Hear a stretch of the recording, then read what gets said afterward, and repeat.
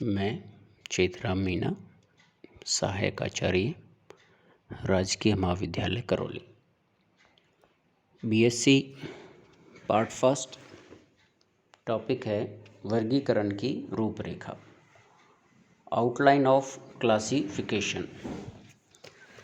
वर्गीकरण की रूपरेखा का विस्तृत विवरण स्टोरर व यूसिंगर द्वारा अपनी पुस्तक सामान्य प्राणी विज्ञान पर आधारित है। यह एक वर्गीकरण की रूपरेखा, जंतु जगत की वर्गीकरण की रूपरेखा यूसिंगर व स्टोरर द्वारा अपनी पुस्तक सामान्य प्राणी विज्ञान में प्रकाशित किया। जंतु जगत को, एनिमल किंगडम को दो उपजगत या दो सब किंगडम में डिवाइड किया गया है, प्रोटोजोआ और मेटोजोआ। प्रोटोजोआ ऐसे जो है वो जंतु जो एक कोशिकीय जंतु होते हैं, उनको रखा गया। मेटाजोआ जिसमें बहुकोशिकीय जंतु। फिर मेटाजोआ की 3 शाखाएं हैं या 3 ब्रांचेज में बांटा गया। नंबर 1 पैराजोआ, जिसमें संघ पॉरीफेरा को रखा जाता है। दूसरी इसकी ब्रांच है मीजोजोआ, जिसमें संघ मीसोजोआ को रखा गया। तीसरी मेटाजोआ की तीसरी जो ब्रांच है, तीसरी जो शाखा है, वो है यूमेटोजोआ। यूमेटोजोआ को फिर 2 ग्रेड या 2 स्तर में विभाजित किया गया, रेडिएटा और बाइलेटेरिया। रेडिएटा को 2 भागों में बांटा जाता है, सिलेंट्रेटा और टिनोफोरा। दूसरा जो ग्रेड है यूमेटोजोआ का, वो है बाइलेटेरिया, जिसको 2 भागों में बांटा गया है, प्रोटोस्टोमिया और ड्यूटेरोस्टोमिया। प्रोटोस्टोमिया के 3 सब डिवीज़न हैं, 3 उप प्रभाग है, एसिलोमेट, सूडोसिलोमेट और साइजोसिलोमेट। ये सीलोम के आधार पर इनको 3 भागों में या 3 सब डिवीज़न में विभाजित किया गया है। एसिलोमेट में संघ प्लेटीहेल्मिन्थीस के जंतु आते हैं। सूडोसिलोमेट, एसिलोमेट जिनमें सीलोम गुहा नहीं पाई जाती है, जैसे प्लेटीहेल्मिन्थीस। सूडोसिलोमेट्स में सीलोम गुहा पाई जाती है, लेकिन आभासी प्रकार की सीलोम पाई जाती है, जैसे इसमें जो संघ आता है वो है एसके हेल्मिन्थीस। और तीसरा प्रकार है साइजोसिलोमेट। ये साइजोसिलोमेट जिनमें वास्तविक देह गुहा पाई जाती है, वास्तविक सीलोम पाई जाती है, जिसके अंदर एनेलिडा, आर्थ्रोपोडा और मोलस्क संघ के जंतु आते हैं। बाइलेटेरिया का दूसरा जो डिवीज़न है वो है यूटेरोस्टोमिया। यूटेरोस्टोमिया के उप प्रभाग हैं। ये यूटेरोस्टोमिया में संघ इकाइनोडर्मेटा, संघ हेमिकॉर्डेटा व संघ कॉर्डेटा को सम्मिलित किया जाता है।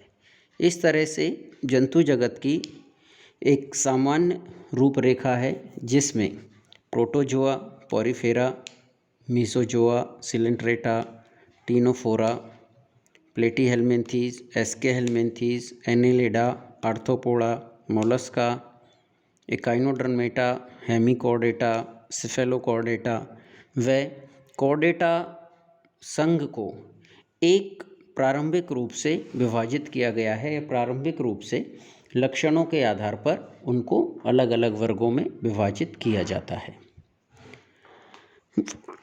वर्गीकरण की सबसे छोटी इकाई स्पीसीज होती है। स्पीसीज की परिभाषा है जाति, एक ऐसे जंतुओं का समूह जो आपस में प्रजनन कर सकता है और प्रजनन करने के बाद जनन संतति उत्पन्न करता है, उसे स्पीसीज़ कहा जाता है। और स्पीसीज़ को वर्गीकरण की सबसे छोटी इकाई कहा जाता है या सबसे छोटी इकाई माना जाता है।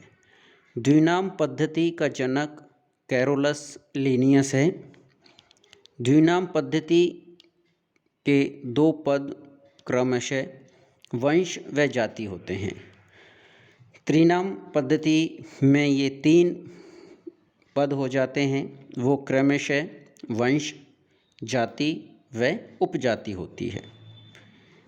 जीव विज्ञान, बायोलॉजी शब्द देने का श्रेय लेमार्क को दिया जाता है, लेकिन बायोलॉजी के जो फादर हैं वो अरस्तु माने गया है।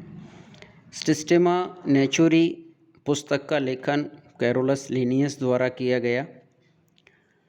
प्रथम वर्गीकरण का श्रेय अरस्तु को दिया जाता है।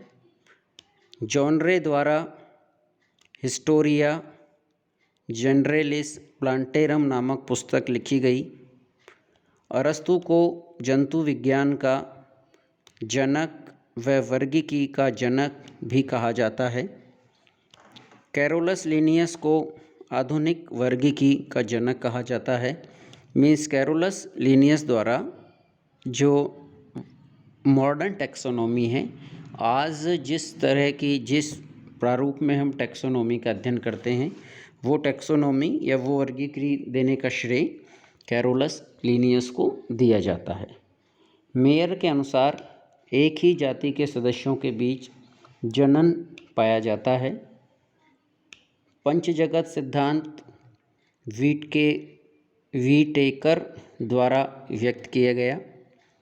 सिलेंट्रेटा में अरीय सम्मिति व टीनोफोरा में द्विअरीय सम्मिति पाई जाती है। तारा मछली के लार्वा में द्विपार सम्मिति व वयस्क में पंचअरीय सम्मिति पाई जाती है। जिन जंतुओं में कोरक रंध्र से मुख का निर्माण होता है उन्हें प्रोटोस्टोमिया जंतु कहा जाता है, और जिन जंतुओं में कोरक रंध्र से गुदा का निर्माण होता है उन्हें ड्यूटेरोस्टोमिया जंतु कहा जाता है। तो इस तरह से वर्गीकरण, वर्गीकी, टैक्सोनॉमी व वर्गीकरण का जंतुओं को उसके लक्षणों की समानता और असमानता के आधार पर अलग अलग समूह में बांटना या अलग अलग समूह में विभक्त करना वर्गीकरण कहलाता है। वर्गीकरण वह जंतुओं का जिस शाखा में अध्ययन किया जाता है उसे टैक्सोनॉमी कहते हैं। धन्यवाद।